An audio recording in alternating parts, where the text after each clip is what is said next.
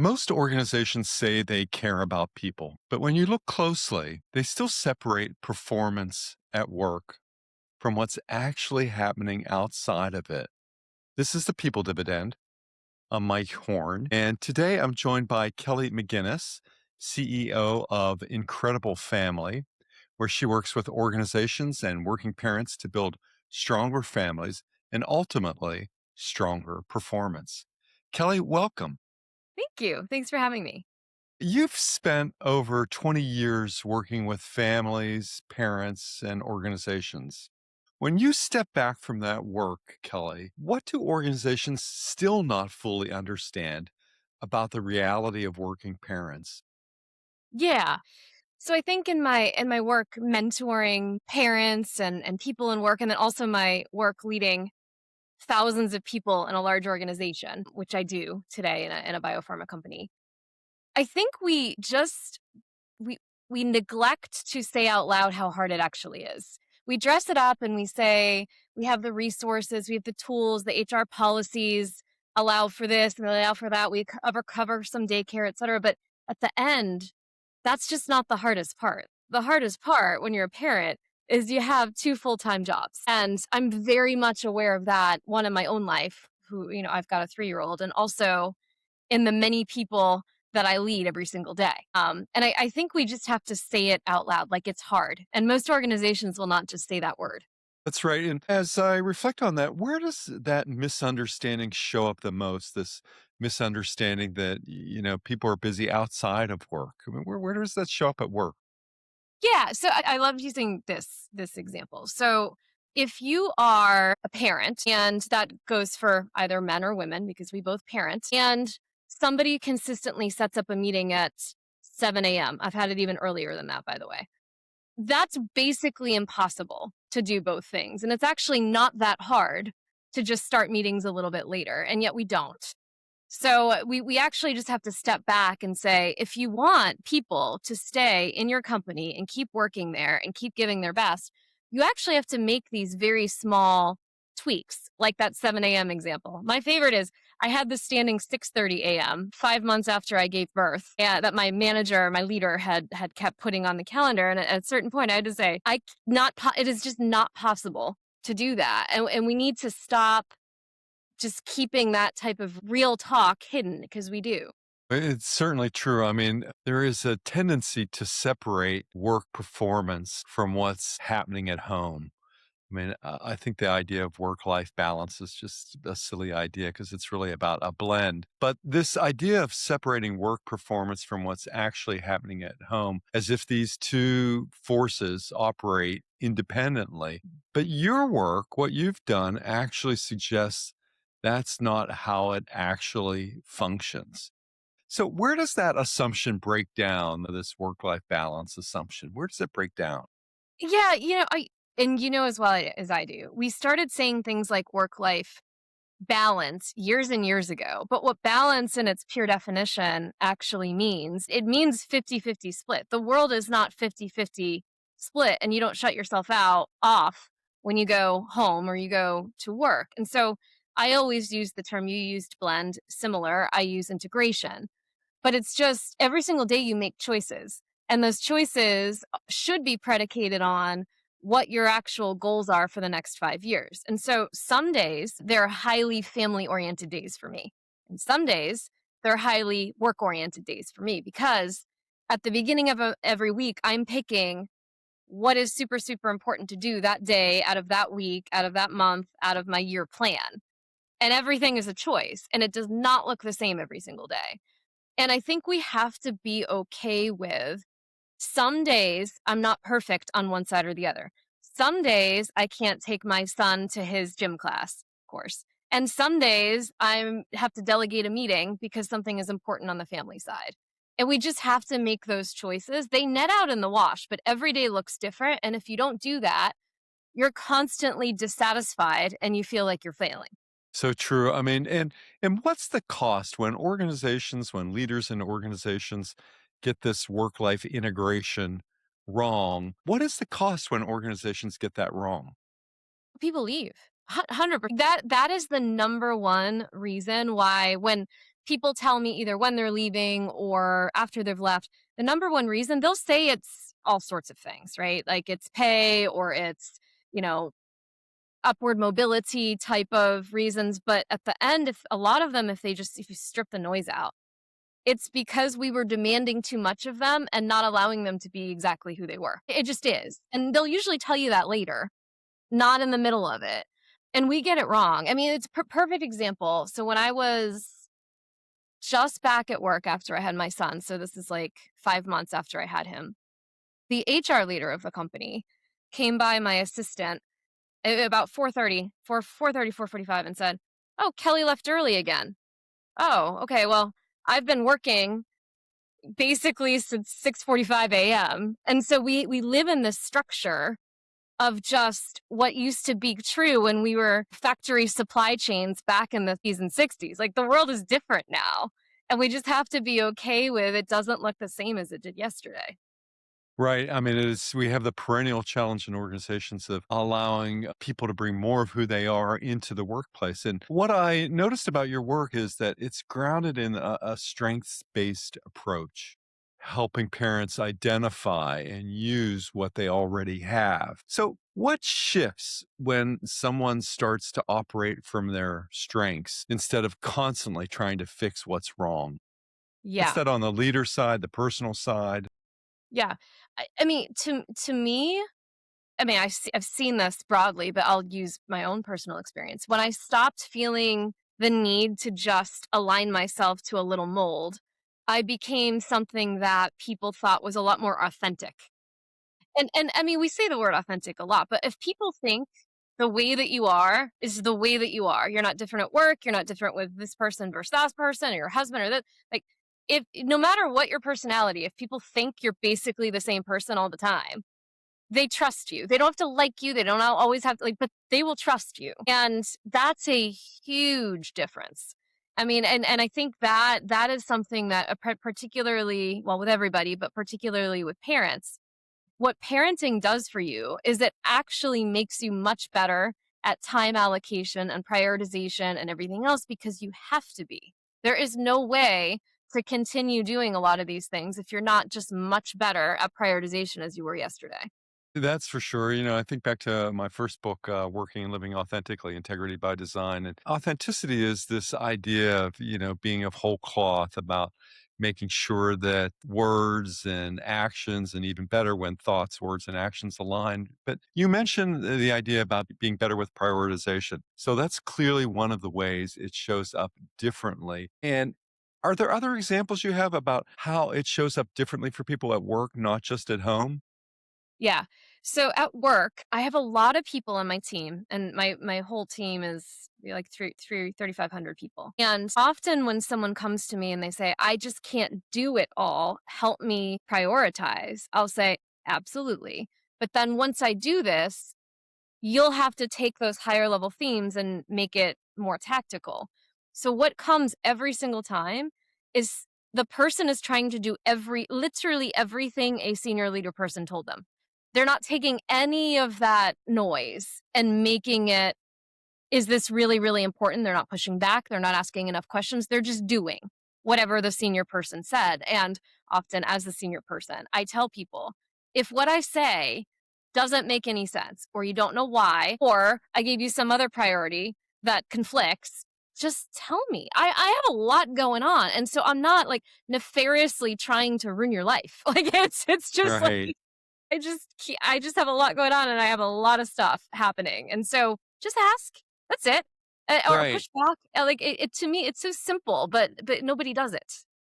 That's so true. Let me just probe a little deeper on that. Let me push on that a little bit. I think there's a real risk that around conversations around parenting at work, and that what I've observed, what I've seen, what I've done myself is I've stayed in the realm of well being or support or flexibility. And how do you connect this directly to performance, not just support, but measurable impact?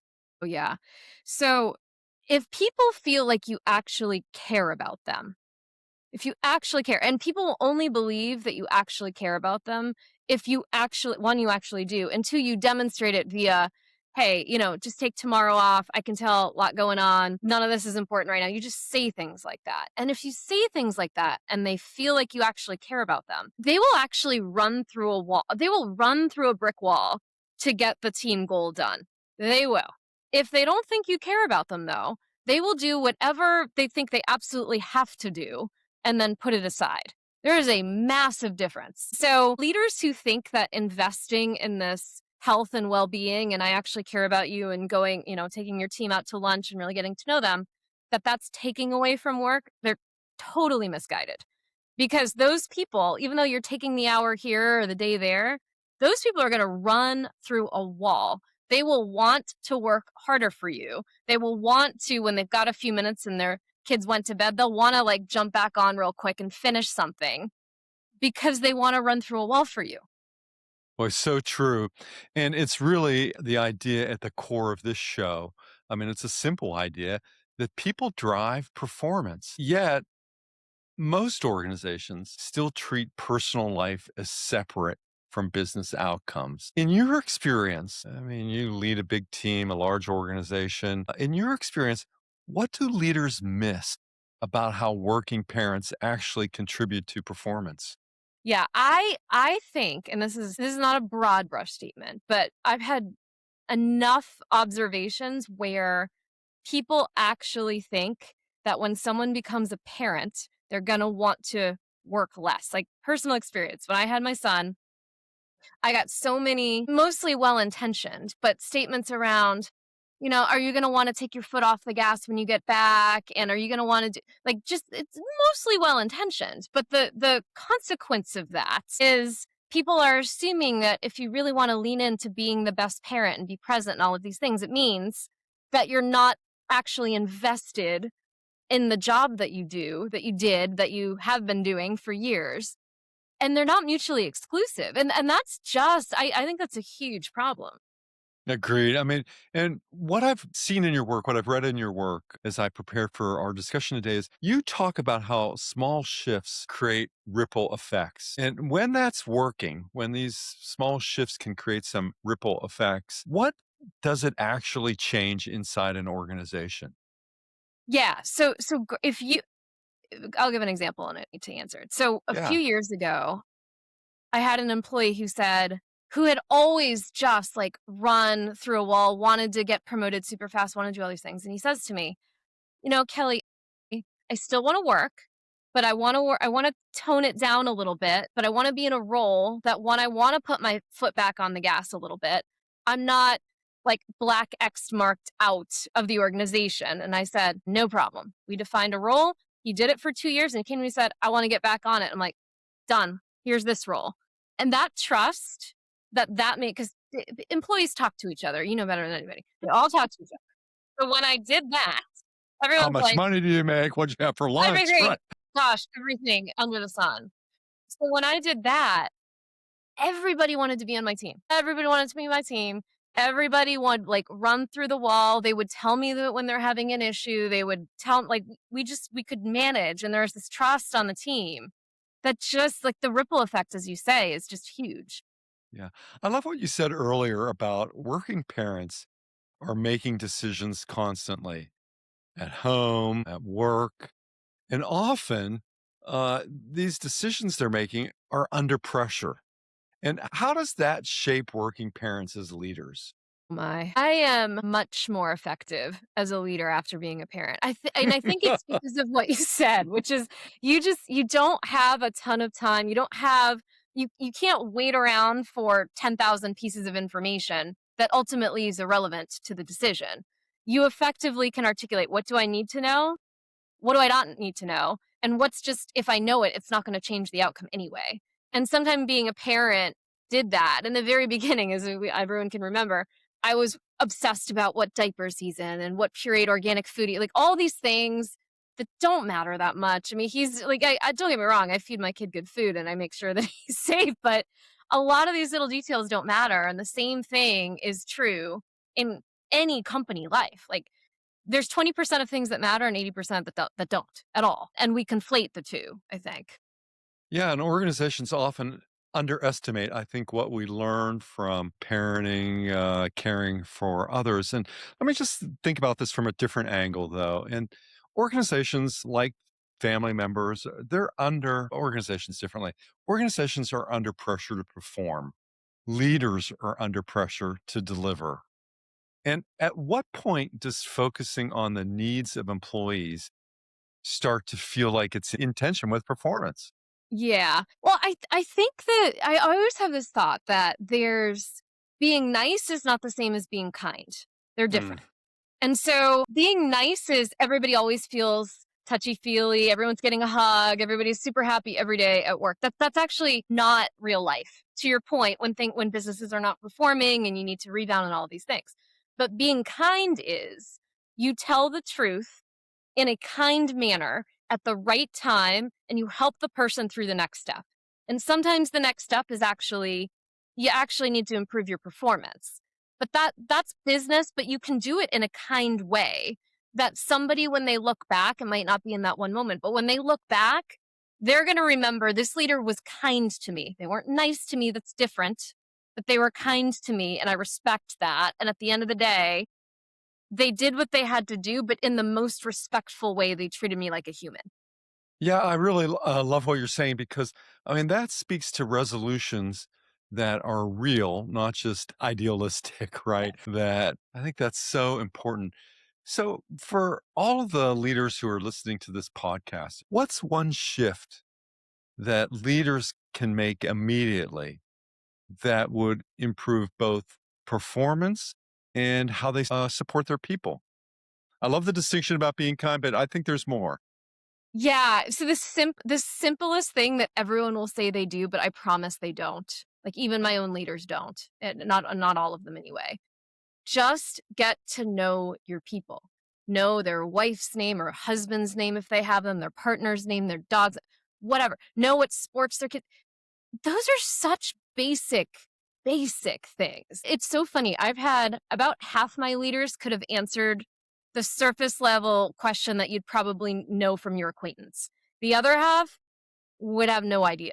And that's just not it's so easy because if you feel that connection, you'll get to the point where you're going to run up a wall, like run through a wall for someone or go out of your way to do something or protect them in front of someone or whatever. It's just very simple and nobody does it. It's sad. Not enough people do that. Enough. Kelly, maybe a final question. When this is working at its best, when we have got great work-life integration, what's different about how the organization actually operates or how the team actually performs and when we have work-life integration working at its best? Yeah. Yeah. So I always try to describe this as there's an inherent trust. And I always say there's so many debates, as you know, about hybrid versus in office versus remote. Like that's actually the wrong conversation.